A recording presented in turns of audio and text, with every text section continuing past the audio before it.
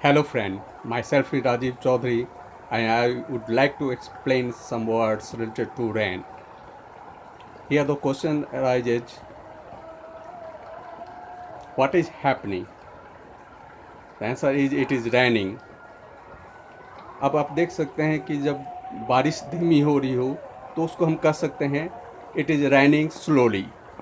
लेकिन जब बारिश तेज़ हो रही है तो उस समय हम इसको कहेंगे इट इज़ रैनिंग शार्पली। अब जब मूसलाधार बारिश होती है तो उसको हम कह सकते हैं it is raining cats and dogs. अब ये जो है बारिश की बूंदें हैं, इसको हम कहेंगे they are droplets of rain.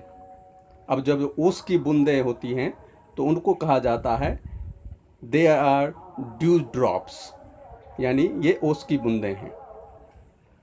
अब जब पौधे पर झड़ियाँ पड़ती हैं यानी झीसी टाइप का पड़ता है तो उसे हम कहते हैं it is showering upon vegetation, यानी पौधों पर झड़ियाँ पड़ रही हैं।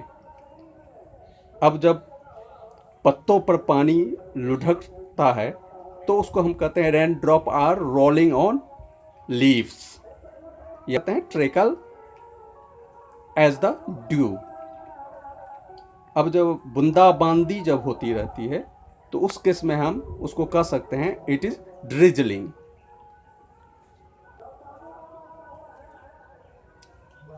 अब देख सकते हैं कि यहाँ पर जो है पत्तों पर छोटी छोटी ओस की बूंद की तरह ये है ड्रिपिंग फ्रॉम रूफ। लेकिन जब पानी बूंद बूंद कर गिरता है तो उसको कहते हैं इट इज ड्रिपिंग।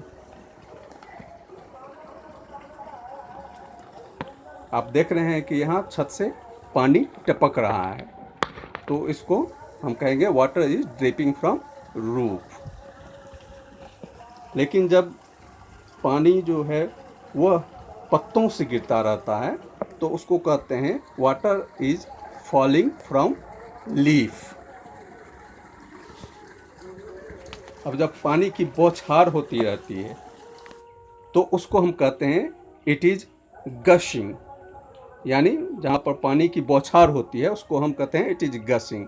अब आप देख रहे हैं कि यहाँ पत्तों से पानी टपक रहा है तो उस केस में हमने पहले ही बताया, हम लोग कहते हैं जो water is falling from the leaves. अब जब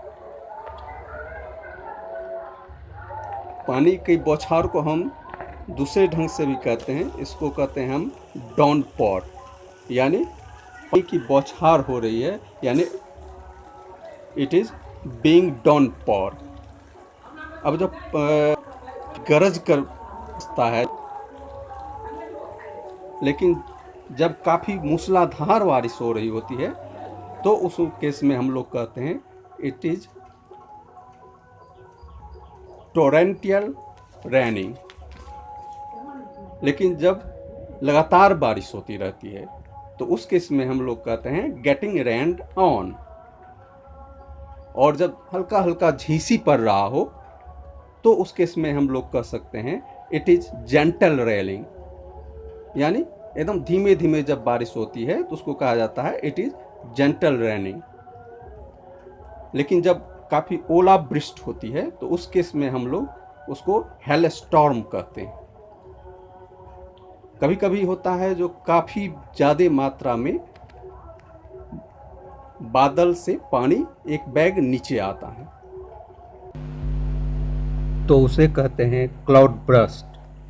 अब आप देख रहे हैं कि यहाँ आकाश जो है वो क्लियर हो चुका है तो इसे हम कहते हैं the sky is clear. That's all. In ahead next video, subscribe this channel and share it. Thank you for watching.